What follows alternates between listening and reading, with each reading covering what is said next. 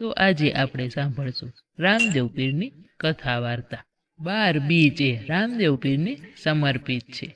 તો એવા બીજના પવિત્ર દિવસે આજે આપણે સાંભળશું શ્રી રામદેવ પીર મહારાજની કથા વાર્તા।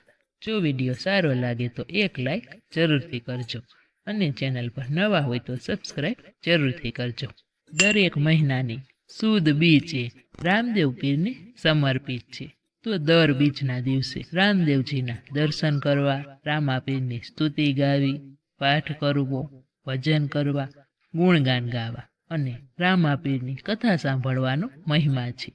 આજે મહા મહિનાની સુદ પક્ષની બીજ એટલે રામદેવ પીરને સમર્પિત છે। તો આજના શુભ દિવસે રામદેવ પીરની પ્રાગટ્ય કથા સાંભળીશું અને રામાપીરે જીવન દરમિયાન આપેલા પરચાઓની પણ વાત કરશું। રામદેવજીનો પ્રાગટ્ય દિવસ એટલે ચૈત્ર સુદ પાંચમ। ચૈત્ર સુદ પાંચમના દિવસે રામદેવજીનો જન્મ થયો હતો અને સંવત 1515 ભાદરવા સુદ 11ના દિવસે રામદેવજીએ સમાધિ લીધી હતી। રામદેવ પીરના જન્મની વાત કરીએ તો રામદેવ પીર એ સાક્ષાત દ્વારિકાધીશનો જ અવતાર હતા। રામદેવ પીરનો જન્મ રાજસ્થાનના ઊંડુ કાશ્મીરમાં થયો હતો। રામદેવ પીરનો જન્મ તોમર વંશમાં અજમલ રાજાના ઘરે થયો હતો અને માતાનું નામ મીનળ દેવી હતું। રામદેવ પીરે જન્મની સાથે જ 5 પરચા પૂર્યા હતા। રામદેવ પીરનો જન્મ ચૈત્ર સુદ પાંચમના દિવસે થયો હતો। રામદેવ પીરની જન્મ કથા જોઈએ તે પૂર્વે રામદેવજીના વંશની વાત કરીએ તો રામદેવજીનો જન્મ જે તોવર વંશમાં થયો હતો એ બીજો કોઈ નહીં પણ પાંડવોનો જ વંશ એટલે કે કુરુ વંશ હતો અને અર્જુનની 72મી પેઢીએ જ ભગવાન કૃષ્ણ રામદેવ પીર બનીને અવતાર ધારણ કર્યો હતો અને તેની વિસ્તૃત કથા પણ છે, જેનો વિડીયો આપણી ચેનલ પર અપલોડ કરેલો છે। જો તમે ન જોયો હોય તો લિંક નીચે ડિસ્ક્રિપ્શનમાં મળી જશે, અત્યારે જ જોઈ લ્યો। અને હવે જોઈએ રામદેવ પીરની પ્રાગટ્ય કથા। રામદેવ પીરના પિતા એટલે કે અજમલજીના વિવાહ જેસલમેરના અભયસિંહ ભાટીની દીકરી મીનળ દે સાથે થયા હતા। તેમના જીવનના 12 વર્ષ વીતી ગયા હતા, પરંતુ તેમને ત્યાં કાંઈ સંતાન ન હતું। એટલા માટે અજમલજી કાશી વિશ્વનાથ જઈને પુત્ર પ્રાપ્તિ માટે તપ કરે છે, પરંતુ ત્યાર પછી તે દ્વારિકા જાય છે, ત્યાં પૂનમ ભરે છે અને સ્વયં દ્વારિકાધીશ તેમના ઘરે રામદેવ પીર બનીને અવતાર ધારણ કરે છે। તેનો વિસ્તૃત વિડીયો આપણી ચેનલ પર અપલોડ કરેલો છે, જો તમે ન જોયો હોય તો લિંક ડિસ્ક્રિપ્શનમાં મળી જશે। અને રામદેવ પીર નાનપણમાં જ પરચા આપ્યા હતા।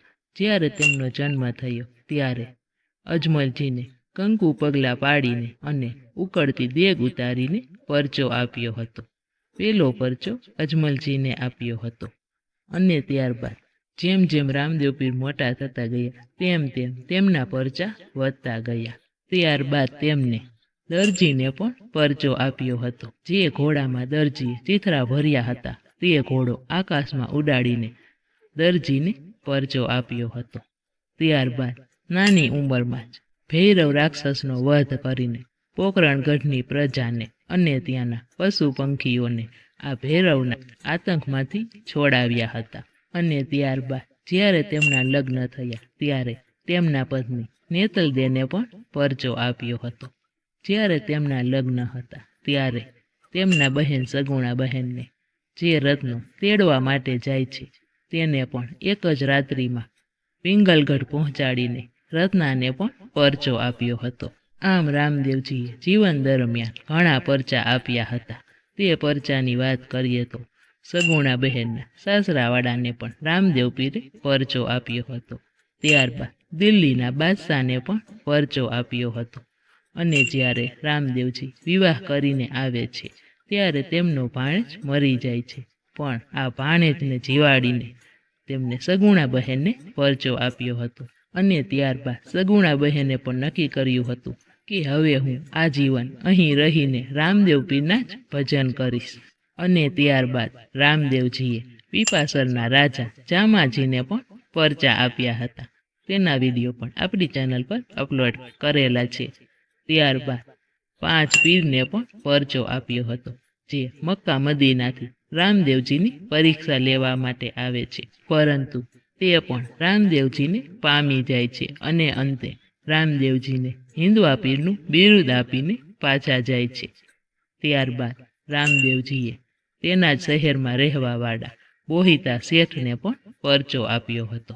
ત્યારબાદ રામદેવજીના પરચાની વાત કરીએ તો લાખા વણજારાને પણ પરચો આપ્યો હતો અને ત્યારબાદ રામદેવજીએ તેના જ ભાઈ વિરમદેવજી અને તેના પત્ની કુસુમદેને પણ તેમની ગાય જીવિત કરીને પરચો આપ્યો હતો. અને ત્યારબાદ જ રામદેવજી નક્કી કરી લે છે કે હવે આટલા પરચા આપ્યા પછી હવે મારે જીવતા સમાધિ લેવી છે. અને રામદેવજીએ આખા જીવન દરમિયાન ડાલીબાઈને પણ પોતાની સાથે રાખી હતી, તેને પૂરતું માન સન્માન આપ્યું હતું. અને જ્યારે રામદેવજી નક્કી કરે છે કે હું ભાદરવા સુદ નોમના દિવસે સમાધિ લઈશ, પરંતુ જ્યારે તે સમાધિ લેવાના હતા ત્યારે ડાલીબાઈ આવે છે અને કહે છે કે આ સ્થાન મારી સમાધિનું છે.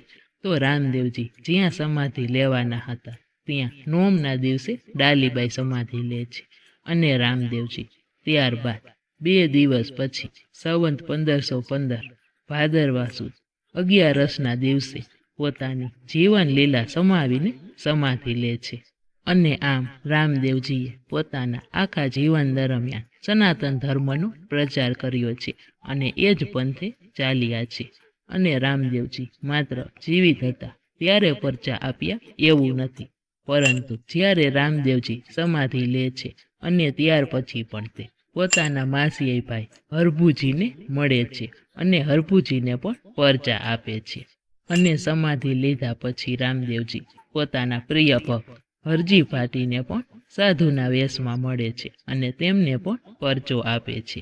અને જ્યારે હરજી ભાટી જોધપુરની જેલમાં પુરાય છે ત્યારે રામદેવજી તેને જેલમાંથી છોડાવીને પરચો આપે છે. ત્યારબાદ દલુ વાણિયો, જેને હેલો ગાયો છે, જીવિત કરીને રામદેવજીએ પરચો આપ્યો હતો. ત્યારબાદ ખેમચંદ નામના વાણિયાને પણ રામદેવજીએ પરચો આપ્યો હતો. અને છેલ્લે જેને રામદેવ રામાયણની રચના કરી છે એવા નારાયણ સ્વામીને પણ રામદેવજીએ આ રામદેવ રામાયણ હાથોહાથ સ્વીકારીને પરચો આપ્યો હતો. આમ રામદેવ પીરે સનાતન ધર્મને બચાવવા માટે અને તેનો પ્રચાર કરવા માટે જ જન્મ ધારણ કર્યો હતો. તેમાં